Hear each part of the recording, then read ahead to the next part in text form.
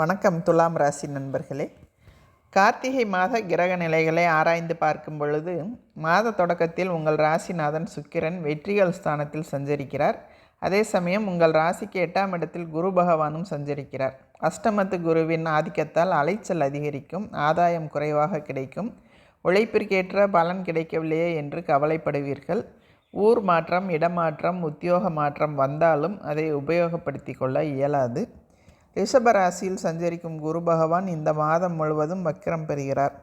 உங்கள் ராசிக்கு 3, 6 ஆகிய இடங்களுக்கு அதிபதியான குரு வக்ரம் பெறும் பொழுது சகோதர ஒற்றுமை பலப்படும், தக்க விதத்தில் முன்னேற்றம் கிடைக்கும்.